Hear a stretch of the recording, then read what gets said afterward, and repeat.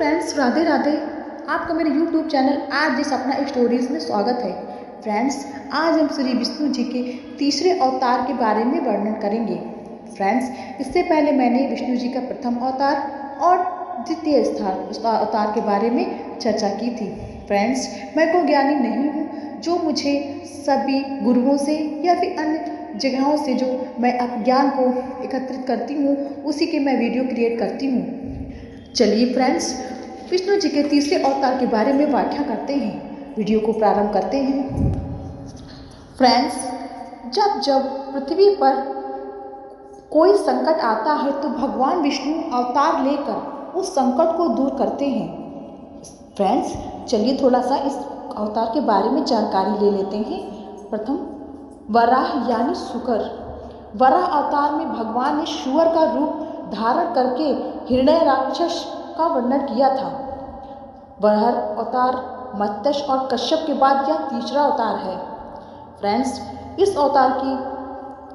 इस अवतार में यानी कि जो विष्णु भगवान का तीसरा अवतार है वराह अवतार, इस अवतार में विष्णु जी आधे मानव और आधे सुअर के रूप में प्रकट हुए थे और राक्षस हिरण्यकशिपु के भाई हिरण्याक्ष को वध कर पृथ्वी को मुक्त कराया।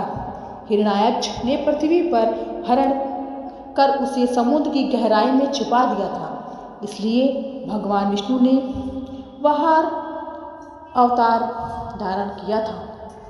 फ्रेंड्स, अब कथा का प्रारंभ करते हैं। दरअसल वराह का मतलब होता है सुकर। इस अवतार में प्रभु मानव और शुकर दोनों रूप में पृथ्वी पर आए थे।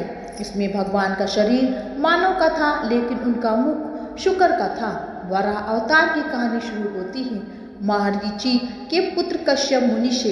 एक बार शाम के समय मरीचि के पुत्र कश्यप मुनि भगवान की पूजा कर रहे थे। तभी उनकी पत्नी और दक्ष प्रजापति की बेटी दिति काम इच्छा करने लेकर उनके पास पहुंची।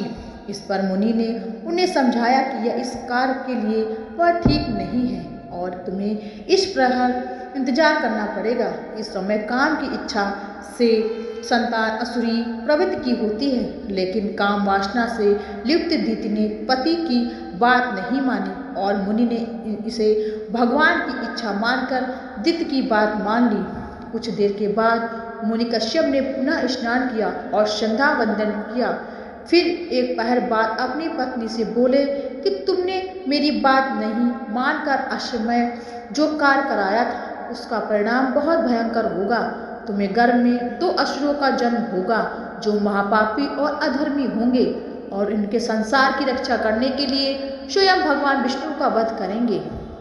मुनि की बात सुनकर दिति ने उत्तर दिया, मेरे पुत्रों का वध परमार के श्राप से न हो और भगवान के हाथों हो या मेरी इच्छा है, क्योंकि ब्राह्मण विरोधी सदैव नरक का वासी बनता है। कश्यप मुनि को पति की इच्छा जानकर प्रसन्नता हुई और उन्हें कहा, इसी असुर कुल में जन्मा तुम्हारा नाती भगवान का परम भक्त होगा और कुल का तारणहार बनेगा। संसार में उसकी कीर्ति फैलेगी और काल में विजय प्राप्त कर भगवान के प्रसाद पाद का अधिकारी होगा।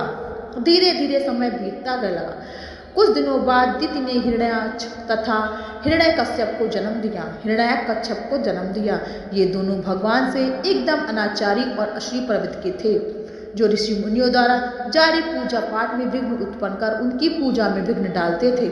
आगे चलकर इन्होंने पूरी पृथ्वी पर आतंक मचाना शुरू कर दिया और भक्तों पर जुल्म ढाने लगे। दोनों असुरों का जुल्म इतना बढ़ गया कि सभी जीव जंतु और मानव परेशान हो गए।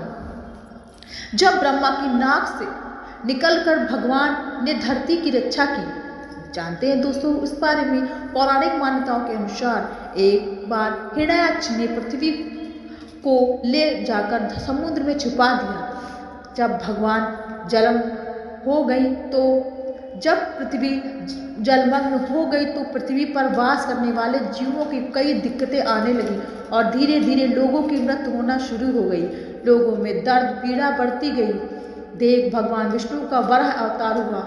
मान्यता है कि ब्रह्मा जी की नाक से एक अंगूठे के आकार वाले वराह अवतार ने पलक झपकते ही पर्वताकार रूप धारण कर लिया, जिससे भगवान सभी देवी देवता और ऋषि मुनियों ने उनकी स्तुति की। इसके बाद भगवान वराह ने अपनी थूथनी की सहायता से पृथ्वी को ढूंढा और फिर अपने दांतों पर रखकर बाहर आने लगे। जब भगवान पृथ्वी पर बाहर लेकर आ रहे थे तो हिरण्याक्ष दैत्य ने भगवान वराह को युद्ध के लिए ललकारा। इसके बाद भगवान वराह और हिरण्य के बीच हुए भयंकर युद्ध और उनमें हिरण्याक्ष मारा गया और भगवान वराह ने अपने खुरों से जल को स्थगित कर उस पर पृथ्वी को स्थापित किया। हिरण्याक्ष के वध के बाद धीरे धीरे हिरण्यकश्यप का आकर्ष बढ़ने लगा, जिसने कुल में प्रहलाद जी का जन्म हुआ।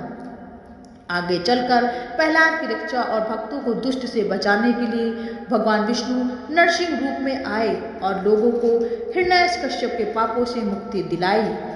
दोस्तों, तो आपको मेरी आज कथा से यह पता चला होगा कि मेरी यह भगवान का, विष्णु जी का तीसरा रूप कैसा था, और आपको मेरी कथा यह कैसी लगी प्लीज़ कमेंट बॉक्स में कमेंट करके जरूर बताइएगा। फ्रेंड्स, राधे राधे।